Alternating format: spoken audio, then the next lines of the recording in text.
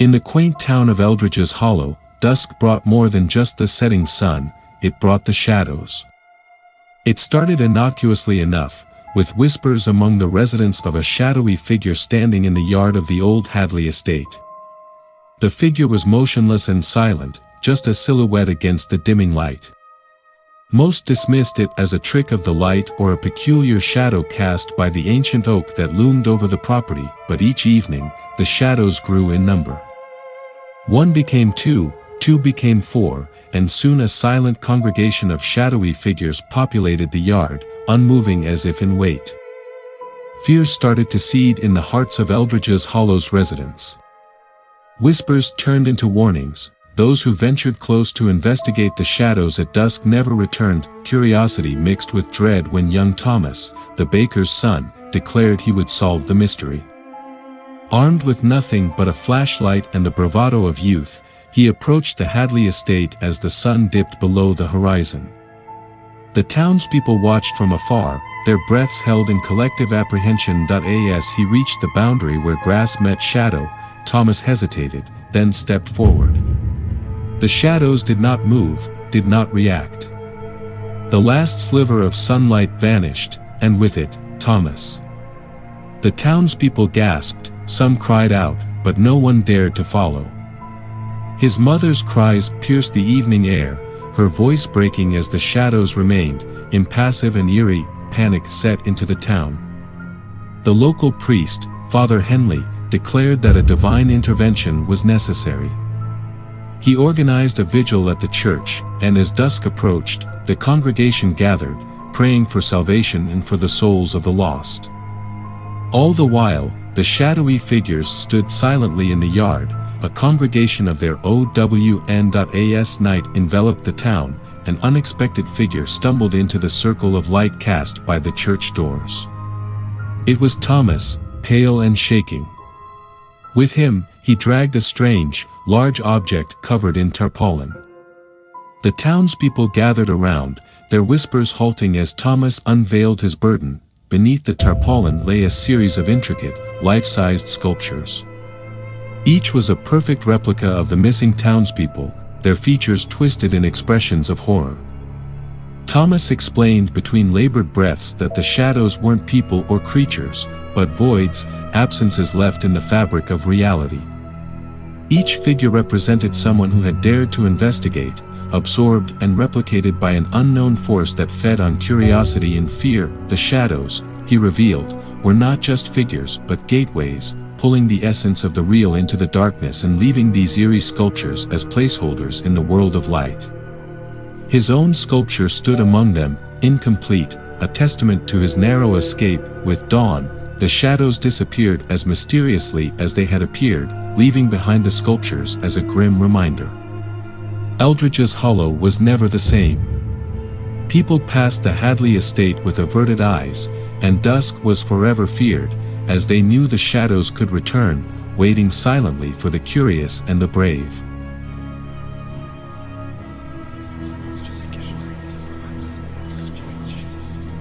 In the windswept town of Raven's Hollow, the mysterious Dr. Matthias Craven was the epitome of charm and generosity.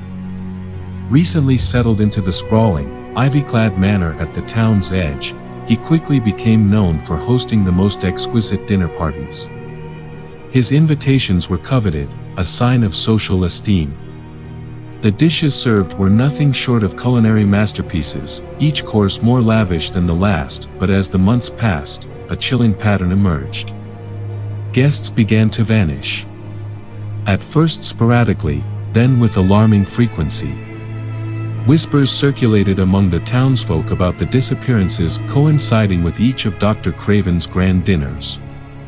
Despite this, the allure of his extravagant soirees was too potent a pull for many, their desire to be part of the elite circle blinding them to the dangers. One frigid autumn evening, the young journalist Eliza Ward, intrigued and suspicious, accepted an invitation. Her plan was to uncover the truth behind the glamorous facade of Craven's gatherings. She arrived dressed in the guise of affluence but armed with a keen eye and a hidden recorder. The night unfolded in opulence, each dish surpassing the last in extravagance. Dr. Craven was the perfect host, his demeanor charming yet slightly unnerving with an intensity that seemed almost predatory. As the final course was cleared, Craven proposed a toast, leading his guests through a labyrinth of hallways to a secret chamber beneath the house. Eliza's heart raced as they descended. The chamber was an elaborate shrine, adorned with symbols unrecognizable and menacing. At its center stood an ancient altar, and it was here that Dr. Craven's facade finally crumbled. Revealing his true self, he proclaimed his allegiance to a dark entity, the Devourer of souls, to whom he offered the finest morsels. His guests, the room erupted in chaos, guests scrambling for exits only to find them sealed.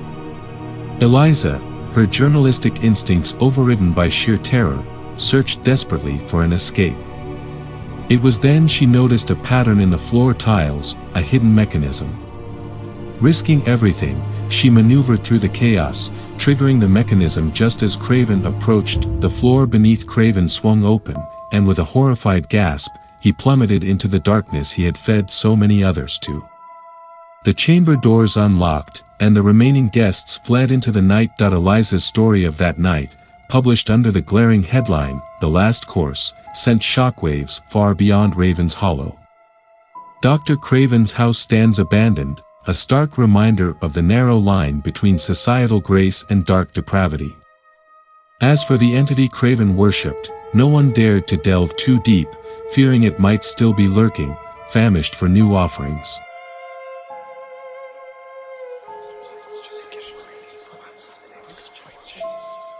In the quaint neighborhood of Willow's End, where everyone knew each other's names and faces, the arrival of the new neighbor, Mr. Gray, stirred a curious blend of intrigue and unease.